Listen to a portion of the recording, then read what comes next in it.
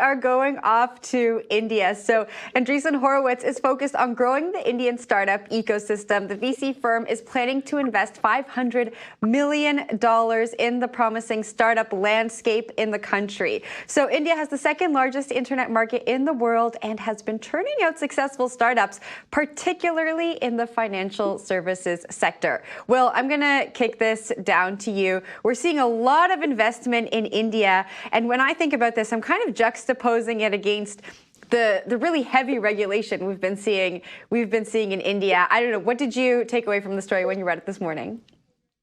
That's exactly where my mind went as well. The regulatory changes we've seen in the last few months in India has really been a headliner, specifically the tax changes that happened. Basically, they brought the crypto tax law, which previously really didn't exist, into line with where equities were taxed, about like a 30% capital gains tax for crypto trading.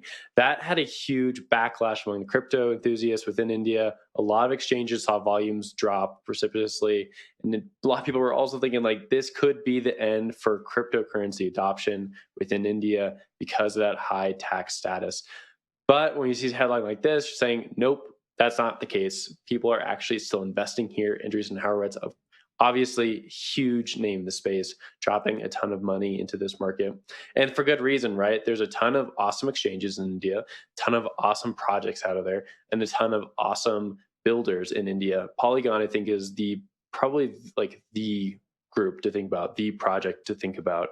They recently rebranded, but they are still like the team to look at in terms of who's coming out of India and who's building on top of Web3 products right now. Everyone is using them for different projects, building on top of them, using them because they are a good scaling solution for Ethereum. They have come out of India. So Zach, I want to throw it over to you. To me, this is a really bullish headline and pretty awesome news to see after the regulatory info we got over the last few months. Super interesting signal, right? You know, Andreessen Horowitz, they of the multi-billion-dollar crypto funds who have been investing rampantly around the world, and especially in the US, now see this as an opportunity moment for the Indian crypto scene. Super notable that they're committing $500 million to this effort and that they think, hey, you know, the sky's the limit in a really important market for crypto's future. So the fact that they are committing specifically to this market segment, again, does speak volumes about the momentum that the Indian crypto community has established in recent years. And again, that regulatory moment and people in the venture capital world seeing this as an opportunity to strike while it's still fairly early in a regulated crypto scene in that market in India. I will say A16z has really ramped up its regulatory chops, especially in the US, hiring former regulators to go fight that fight in DC. And it's going to be interesting to see if they do the same on the human capital side now that they have a specific Indian focus going forward. So interesting headline. And yeah, the timing is certainly notable. Jen, tossing it to you.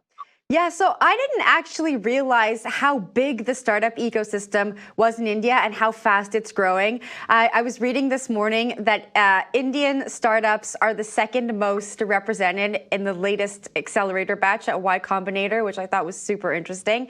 And the regulatory landscape in India isn't only about taxes, right? So recently, the Indian IT ministry directed crypto exchanges to store user data for 5 years.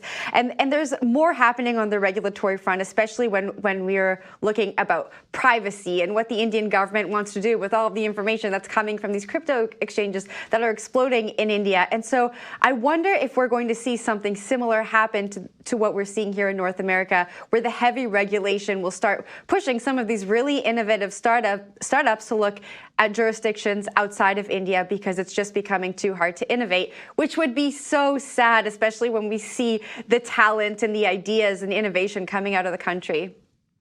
Will? Yeah, to zoom out a little bit more, I think it's important to look at where people in the West are investing money and what countries that they're willing to put dollars into. And look at China. Last year, they banned Bitcoin mining, they banned Bitcoin trading, they banned a lot of things around the cryptocurrency industry in general. It's a huge economy that is now missing out on all this angel investments from the West. And that money is now moving to India, which is much easier to interact with. They're obviously more comfortable working within those laws and jurisdictions. And there's entrepreneurs in China just as well as there is in India. But because the decisions the Chinese Communist government made, people don't want to invest there and they can't invest there. So they're moving to the next market, which would be India here. And I think we're going to see this trend continue where a lot of Western dollars from Western Europe, the United States, Canada, elsewhere are going to find pastures in India. And pretty soon here, I think we're going to start seeing that those two economies, and this might be happening already among a lot of circles, these two economies are on par with each other. And it's not really a case of, hey, we're investing in India. It's a case of, hey, India is investing in the United States. India is investing in the Western Europe because these two economies have grown up so much together.